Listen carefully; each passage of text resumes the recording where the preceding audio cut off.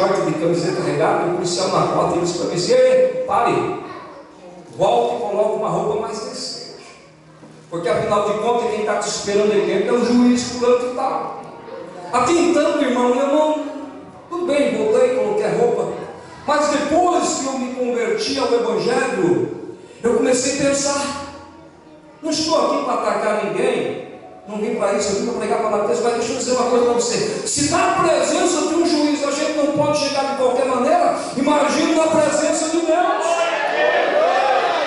É por isso que a Bíblia diz: guarda o teu pé quando entrares na casa de Deus, porque a presença do Senhor está aqui. E se a presença de Deus está aqui, a gente não pode entrar de qualquer maneira, tem que entrar reverenciando, dizendo: meu Deus, nós estamos aqui para te adorar, porque digno é o Senhor. Na presença de Deus não se entra de qualquer maneira, mas entra em Deus obrigado. Senhor, eu estou aqui, eu sei que Tu és o Deus desta casa, eu sei que Tu és o Senhor dos senhores, o Rei dos reis, o juiz do juiz, o advogado via. Tu és tudo para nós, ó Deus. E se diante de um mero homem a gente não pode entrar de qualquer maneira, receba a nossa reverência. É assim que a gente precisa se achegar na presença de Deus, cabisbaixo, reconhecendo o seu senhorio. Quando eu estou falando do cabisbaixo, eu estou falando no sentido de humilhação. Reconhecemos que Tu és o nosso Deus, reconhecemos que Tu és o nosso Senhor, reconhecemos que se estamos aqui é por Tua vontade, reconhecemos que se não fosse o Senhor perdoar o nosso pecado, nós teríamos morrido ontem, reconhecendo que se estamos aqui é porque a Tua bondade, a Tua misericórdia dura junto para todos sempre. Não é de qualquer maneira, mas é reconhecendo que Ele é Senhor e entrando da melhor forma possível. E aí Moisés arranca a sandália dos pés de Jó. E Deus disse para ele assim: ouviu o grito do povo. Ó, Êxodo capítulo de número 3. Moisés, eu ouvi o povo lá no Egito gritando e dizendo assim: liberta nós, tira a gente daqui, Senhor. Tu prometeste, 400 anos já se passou, tira! Aí ele diz assim: olha que coisa linda Deus dizendo. E eu lembrei da promessa que fez. E eu desci aqui nesse pé de sais, para que você vá lá, para que se cumpra aquilo que eu falei para aquele povo: tire eles do Egito. 430 anos aproximadamente durou, e aquele povo ficou no Egito. Não ficou todo o tempo escravizado, mas ficou uma boa parte de escravos. A maioria da vida inteira eles viveram escravos. Só que Deus foi libertar, cumprindo com o que Deus havia dito. Só que o que eu estou pregando é sobre reter. E o que eles fizeram? Eles reteram a promessa para si. E quando o tempo venceu, eles lembraram, disseram: não, a promessa está com a gente. Senhor, tira a gente daqui, liberta a gente daqui. Porque eles revogaram a promessa, Deus venceu e libertou eles. Retenha o que você tem, para que ninguém tome a sua coroa. No sentido aqui, eles reteram o que tinha para poder dar a terra prometida. A segunda grande promessa demorou 400 anos, mas se cumpriu. E qual que é a terceira grande promessa? A terceira grande promessa está no livro do profeta Joel. Profeta Joel, capítulo número 2, e o versículo número 28. Deus disse para o profeta Joel: disse: Joel, levanta. Joel se coloca de pé. E Deus disse para ele assim: vai profetizar nas praças, nas ruas. Joel se levanta e vai. E quando Joel chega na praça, Joel vai gritar, dizer o que Deus mandou dizer. E Joel diz assim: olha, assim diz o Senhor. Olha que coisa interessante. Porque o profeta poderia tanto dizer o que Deus mandou, tanto dizer o que ele queria dizer. Porque o profeta pode dizer tanto aquilo que Deus manda, o que ele quer falar. Verdade. E nos dias de hoje não é diferente. O profeta pode dizer o que ele pensa e pode dizer o que Deus pensa. Ele pode dizer o que ele quer dizer e pode dizer o que Deus quer dizer. Então o profeta, quando ele vai falar, ele diz: assim diz o Senhor. Porque a partir do momento que ele diz assim diz o Senhor, ele está tirando a responsabilidade do ombro dele e colocando no ombro de Deus. dizendo assim: olha, a boca é minha, mas a palavra é dele. Ele está dizendo assim: a voz é minha, mas a mensagem é dele. É ele que está dizendo. Assim diz o Senhor. E o que Deus tem para dizer, profeta? Que nos últimos dias derramará do seu Espírito sobre toda a carne. Os filhos e as filhas profetizarão. Os velhos terão sonhos. E os jovens terão visões. No Antigo Testamento, o Espírito de Deus descia só sobre 3 classes de pessoas: rei, sacerdote, profeta e juiz. 4 milhões. Era só sobre essas pessoas que o Espírito descia, usava e subia novamente. Mas Joel está dizendo: nos últimos dias Deus vai derramar do seu Espírito é toda a carne. Portanto, aquele que invocar o seu nome será salvo.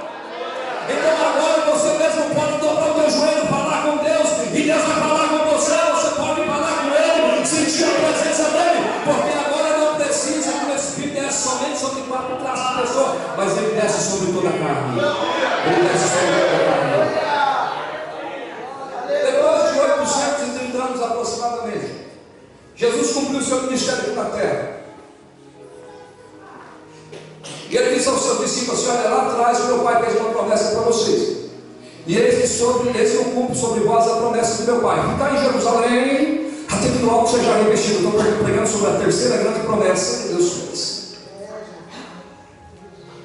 Eu disse que tem 7.000 promessas, um pouco mais na Bíblia, porém existem 4 grandes promessas, e a terceira é essa: derramamento do Espírito Santo. Jesus mandou que os discípulos ficassem no cenáculo, reunidos, buscando a presença de Deus, para que se cumprisse a promessa. Em Atos 2, a Bíblia diz que eles estavam todos reunidos no mesmo lugar. E de repente veio do céu o som de um vento veemente e impetuoso. A palavra veemente e impetuoso quer dizer um vento forte, quente, fervoroso. Entrou naquele cenáculo e soprou no cenáculo. E a Bíblia diz que eles abriram o olho para ver o que era. E quando eles abrem os olhos, eles veem língua repartida como que de fogo, que vai pousando sobre cada um deles. E o texto é bem claro, diz assim: todos foram cheios do Espírito Santo e começaram a falar em outras línguas, conforme o Espírito que parece. Mas por que cumpriu? Porque eles ficaram no cenáculo. Manda do teu Espírito, cumpra nós a tua promessa. A gente não abre mão dela. Jesus já veio cumprir o seu chamado, o seu ministério. Agora a gente precisa que o Senhor venha fazer esta obra em nós. Manda o teu Espírito sobre nós. Nós não abrimos mão desta promessa. Nós rendemos para a gente. Então manda a tua promessa sobre a nossa vida. E recebemos a promessa do Espírito Santo. Deixa eu dizer uma coisa para você: vale a pena não abrir mão das promessas de Deus, porque quando a promessa de Deus ela se cumpre na nossa vida, ela espanta muita gente. E quando a promessa de Deus se cumpre na tua vida, vai espantar muitas pessoas. A Bíblia diz que eles ficaram aproximadamente 10 dias naquele cenáculo, orando e buscando a presença de Deus. Quando eles receberam a presença do Espírito Santo, o movimento foi tão grande, tão pentecostal, dentro do cenáculo, que as pessoas que estavam no dia de Pentecostes participando da festa, começou a olhar para dentro do cenáculo e vendo aquele povo saindo, fazendo aqueles movimentos, falando em línguas estranhas. Um olhava para o outro e dizia: como é que pode ser isso? Eles não entendiam, porque eles eram homem natural, e o homem natural não entende o Espírito. Eles não entendiam, eles ficavam: como pode ser isso? E a Bíblia diz que naquela reunião estava árabe, cretenses, grego, romanos, estava um monte de gente que veio dos seus países de origem para participar da festa. E eles começam a olhar para aquele povo, e aquele povo fala língua estranha, se movimenta, e um olha para o outro e diz assim: esse povo aí que está falando essas línguas aí não são Galileu? E alguém dizia assim: são Galileu. E como é que eles conseguem falar na nossa língua de origem, que a gente fala do nosso país? Porque, para quem não sabe, o Galileu veio da região da Galileia, eram homens pescadores. Em outras palavras, são pessoas indoutas que não sabiam ler, Malemar escreveu o nome. E de repente Deus toma aquele povo que ele começa a falar na língua do romano, do árabe. E o árabe olhando, dizendo: como que pode isso? Se esses homens nunca cursaram uma escola, uma faculdade, como eles estão falando na nossa língua? Aquele fala na minha língua, outro dizia, esse fala na minha, outro dizia, aquele fala também na minha língua. Como é que pode? Eles ficaram espantados, porque a promessa de Deus havia se cumprido naqueles homens e havia espantado todo aquele povo. Eles ficaram atônitos, espantados. Como é que pode? Portanto, irmão, quando a promessa de Deus se cumprir na sua vida, ela espanta muita gente. Eu vinha num carro, e eu vou contar isso que eu falei para minha filha no carro. Quando eu vi, ele disse: filha, você não era nascido quando eu me converti no ano de 2002, e de lá para cá eu vim servindo ao Senhor, devagar servindo ao Senhor. E foi chegando um tempo e Deus falou comigo algo que eu seria um pregador do Evangelho. Mas eu contei para alguém, e alguém disse assim: não acredito nisso não, porque você não tem essa capacidade para ser um pregador. E eu disse: meu Deus, me deu uma tristeza muito grande. Eu fui para o quarto orar, falar com Deus, e Deus falou no meu coração: fica tranquilo que a promessa é quem vai escolher. E o tempo foi passando, e quem me via pregando no começo dizia: coitado desse rapaz. E hoje eu tenho o privilégio de às vezes assumir tribuna com muitos homens, com muitos servos de Deus, uma igreja lotada. Eu digo para minha filha: se aquelas pessoas que me conhecessem lá atrás me conhecessem hoje, dizer: como é que pode ser isso? Como é que pode esse coitado chegou aí onde ele está pregando? Mas eu quero dizer uma coisa: quando a promessa de Deus ela se cumpre na nossa vida, ela espanta muita gente. Pode ter certeza que alguém vai dizer: é ela, e o outro vai dizer: é ela mesmo. Mas como pode ser ela? Alguém vai dizer assim: mas eu não achei que ia dar nada, mas saiu. A glória do Senhor está crescendo. A palavra de Deus ela se cumpre, querido. Levante a tua mão para adorar, porque a palavra de Deus, a promessa de Deus ainda permanece de pé.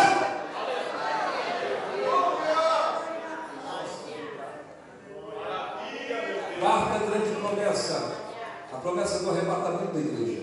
E eu preciso correr um pouco.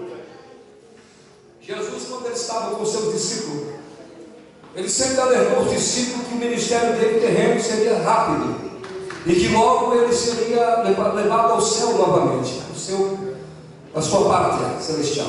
Jesus sempre alertou os seus discípulos, e todas as vezes que Jesus alertava os seus discípulos, os discípulos ficavam com o semblante decaído, ficavam oprimidos, tristes, abatidos, coração turbado. Aí Jesus dizia para eles: não se turbe o vosso coração, crede em Deus, mas também crede em mim. Na casa do meu Pai há muitas moradas. E se não fosse assim, eu não teria dito que ia preparar lugar. Mas se eu for preparar lugar, eu voltarei novamente para levar vocês, para que aonde eu estiver, vós estejais também. Jesus está prometendo aos discípulos, e por um momento eles ficam felizes novamente, alegres, porque recebeu a promessa de que Jesus voltará para os filhos. Jesus, quando ele foi crucificado e ressuscitou o terceiro dia, ele ficou por 40 dias na terra, junto com seus discípulos. Mas depois desse tempo ele foi ser assunto ao céu. E quando Jesus está sendo levado para o céu, subindo ao céu, os anjos estão do lado, que veio ali para recepcioná-lo. E Jesus está subindo, e os discípulos, as pessoas olhando Jesus subir, e o semblante deles entristecido, a lágrima descendo, porque um ente querido que estava com eles naquele tempo agora está indo embora, e eles preocupados, dizendo: Deus está indo embora. Ele poderia ficar com a gente, ele está indo, e ninguém quer perder alguém tão querido que está com ele constantemente, sendo seu amigo, seu conselheiro, seu ajudador. Agora está subindo para os céus, eles estão entristecidos. Aí o anjo olha lá de cima e diz: varão Galileu, fique tranquilo, porque esse que vocês estão vendo subir aí é esse mesmo que vai descer para buscar vocês novamente. Descanse, fique tranquilo, porque o lugar que ele vai, vós vai também. Irmão, fique tranquilo, porque no lugar onde ele está, a gente vai também. Você acredita nesta promessa? Fiel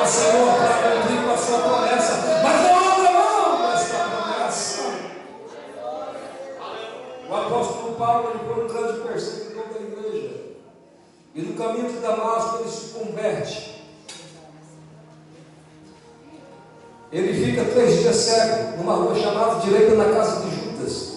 Ananias coloca a mão sobre ele e ele volta a enxergar novamente. Ele fica um pouco mais de 10 anos no anonimato, aprendendo a respeito da palavra de Deus. Depois ele inicia o seu ministério de pregação.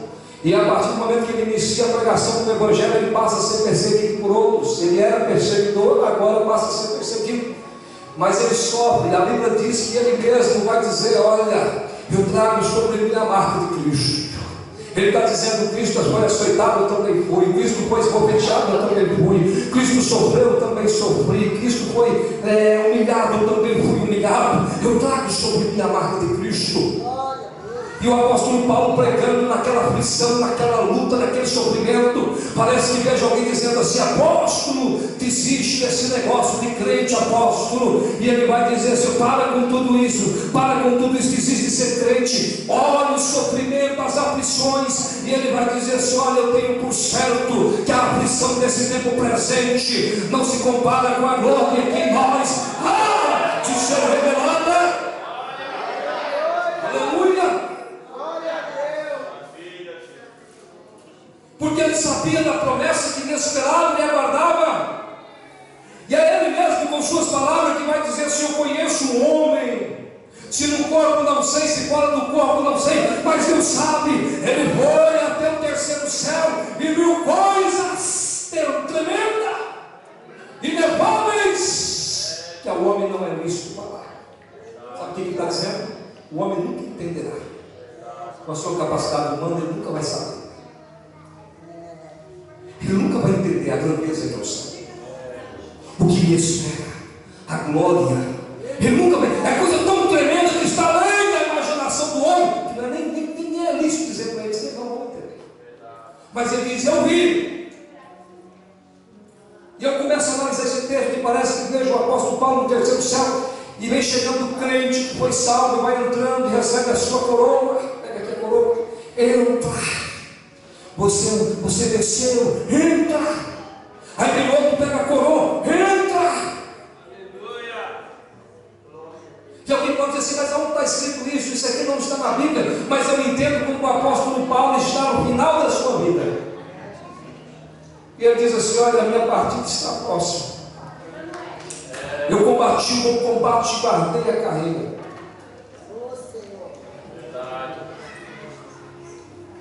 Ele diz: eu guardei a fé, venci e guardei a fé. E ele vai dizer assim: agora a única coisa que me aguarda é a coroa. Por que ele sabia da coroa? Porque ele viu alguém sendo coroado lá em cima. Ele diz: agora o que me resta é só a coroa que o justo juiz me dará naquele dia. E talvez o escrivão pergunta para ele: somente para ti, apóstolo? Ele diz: não, mas para todos quanto amarem a sua vida. Ele vem, porque ele venceu na cruz do Calvário. Ele nos comprou com o seu sangue. Nós somos filhos de adoção, porque o recebemos como único suficiente Salvador. E hoje nós estamos aqui glorificando a Ele, sabendo que a qualquer momento o céu se abrirá e nós seremos arrebatados. Porque o céu nos aguarda, logo mais nós estaremos. O céu é logo ali, querido, se alegre, porque o céu está nos aguardando. Mas aqui vai um conselho: não abra mão do céu. Não abra mão do céu. Não abra mão, mesmo que alguém apareça dizendo: isso aí é conversa. Porque deixa eu contar uma coisa que talvez não seja segredo. Mas você sabia que tem muitos crentes que já não acreditam no arrebatamento? Sabia disso?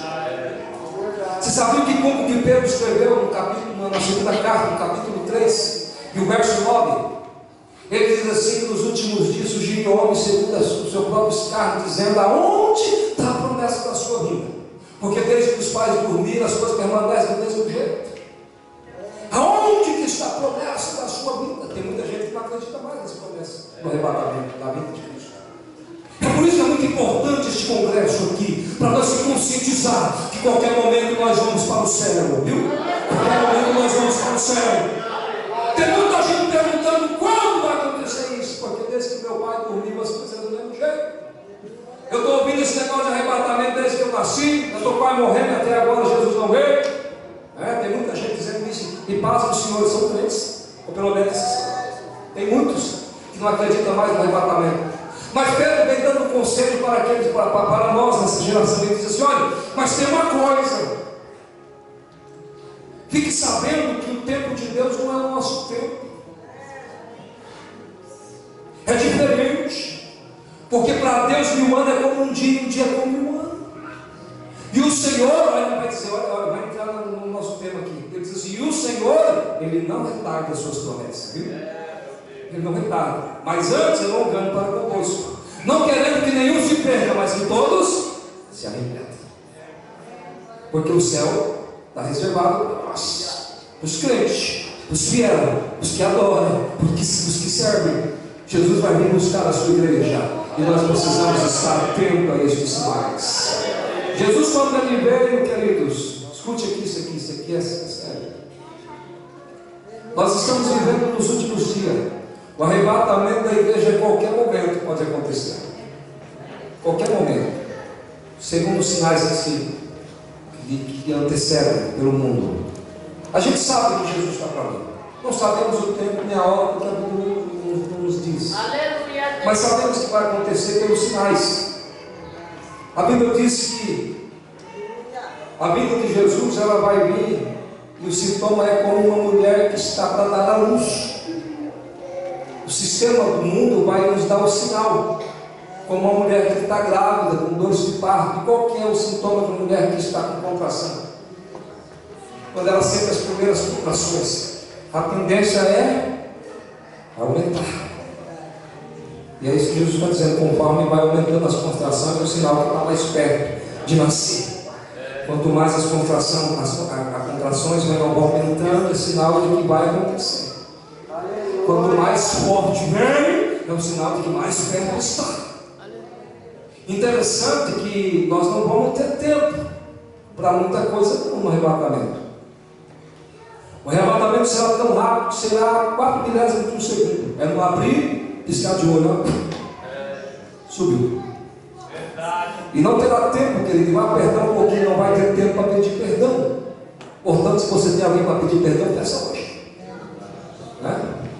Se você precisa pedir perdão para alguém, peça hoje. Aí você vai dizer assim: mas eu preciso pedir perdão para alguém que mora longe. Então pega o telefone e liga para ele. Tem gente que vem na igreja, mas ele não senta perto do irmão, ele não conversa com o irmão, ele não dá paz com o irmão, ele não se bica, diz o santo, não se bate. Só que infelizmente o santo não se bate aqui e não vai subir. Então é necessário que venha aqui, se abraçar, comunhão, gratidão, amizade.